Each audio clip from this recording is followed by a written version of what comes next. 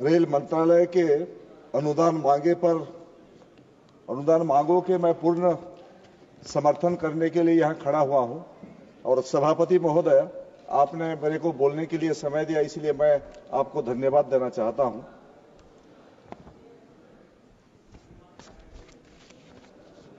नरेंद्र मोदी देश की यशस्वी प्रधानमंत्री और हमारा जो रेलवे विभाग के मंत्री है अश्विनी वैष्णव जी, हम तो धन्यवाद देना चाहता हूं कि हमारा उड़ीसा को रिप्रेजेंट करते हैं माननीय मंत्री अश्विनी वैष्णव जी, और इतने सही ढंग से रेलवे को चलाते हैं, रेलवे विभाग को। अभी जो चर्चा चल रहा है, जो प्रतिपक्ष के लोगों हैं सभी ने सराहना किए, उनको धन्यवाद देते हैं कि बोलते हैं कि सही ढंग से रेलवे के चलाते हैं, इसलिए हम उड़ीसा के लोग हम प्राउड है उनके लिए, उनको धन्यवाद देना चाहते हैं। नरेंद्र मोदी जी के नेतृत्व में विकसित भारत, देश को एक शक्तिशाली राष्ट्र निर्माण के लिए जो संकल्प उन्होंने किए हैं, सही में एक साधु हमारा जो क्षेत्र है, मैं जिस क्षेत्र से आता हूं, एक गंधमार्दन पहाड़ी क्षेत्र है, एक गिरिजा बाबा एक संत वहां रहते हैं। उन्होंने सही कहा, हमको एक दिन बातचीत चल रहा था, उन्होंने हमको बताया कि देश के आज जो प्रधानमंत्री नरेंद्र मोदी जी है, नरेंद्र मोदी जी का पूर्व जो जन्म था वो महाराज छत्रपति शिवाजी थे, और उसका दूसरा जन्म ये अभी नरेंद्र मोदी है। इसलिए वही इस राष्ट्र को एक विकसित राष्ट्र, दुनिया में सबसे शक्तिशाली राष्ट्र निर्माण करने की भावना से काम कर रहे हैं। मैं धन्यवाद देना चाहता हूं मोदी जी को, जिस विजन पे काम कर रहे हैं, जिस लक्ष्य से काम कर रहे हैं देश के आगे बढ़ाने के लिए। और अश्विनी वैष्णव जी को मैं सबसे पहले धन्यवाद इसलिए देना चाहता हूं कि वो जो एक बार तय कर लेते हैं काम करने के लिए, जो संकल्प लेते हैं।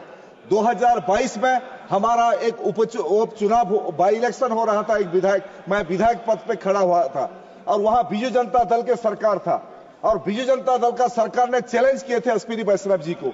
उन्होंने बोले कि अगर बरगढ़ से नुआपाड़ा एक रेलवे लाइन जो दसंदी के साथ डिमांड कर रहे थे, वो बोले कि आप कर सकते हैं क्या। अश्विनी वैष्णव जी खोला चैलेंज किए थे बीजू जनता दल सरकार को, बोले जिस दिन सरकार ने हमको जमीन दे देगा, दूसरे दिन हम रेलवे पटरी बिछाने के काम करेंगे। और वो काम करके जब सरकार परिवर्तन हुआ उड़ीसा में, भारतीय जनता पार्टी का सरकार बना, मोहन मांझी के नेतृत्व में बीजेपी का सरकार बना, जमीन दिए, और अश्विनी वैष्णव जी ने वो जो बोले थे वो दिखा दिए कि 138 किलोमीटर 2926 करोड़ का रुपया को सैंक्शन किए। इसलिए मैं तहे दिल से धन्यवाद देना चाहता हूं फिर एक बार अश्विनी वैष्णव जी को। और मैं ज्यादा नहीं बोलते हुए 2-3 बात मैं रखना चाहता हूं। पहला बात यह है कि हमारा जो क्षेत्र है, हम उस क्षेत्र के जो कुछ काम है, जो मैं अश्विनी वैष्णव जी के साथ बातचीत भी किया हूं कि हमारा क्षेत्र, इसलिए मैं धन्यवाद फिर एक बार देना चाहता हूं। 59 रेलवे स्टेशन, अब्रुष स्टेशन के काम चल रहे हैं हमारा उड़ीसा क्षेत्र में, और 100% इलेक्ट्रिफिकेशन कर चुके हैं। ट्रैक काफी ज्यादा डबल ट्रैक बन चुका है, और 2009-14 में उड़ीसा को 838 करोड़ मिला था। 2025-26 में 10,599 करोड़ रुपया अभी सैंक्शन उड़ीसा को हुआ है। और इसके बारे में 1-2-3 बात जो मैं रेलवे मिनिस्टर जी का ध्यान आकर्षण करना चाहता हूं। आज झारसुगुड़ा में एक स्ट्राइक चल रहा है रेलवे लाइन के ऊपर।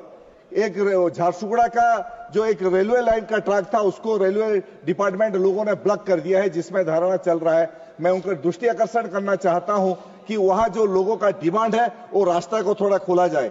बरगढ़, बलांगीर और सोनपुर 3 जिला से भुवनेश्वर हमारा जो राजधानी है उड़ीसा का, एक मणिंग में एक रेलवे ट्रेन चलना चाहिए। ये भी हम लोग डिमांड कर रहे हैं। सुबह एक ट्रेन बरगढ़ से भुवनेश्वर को जाना चाहिए।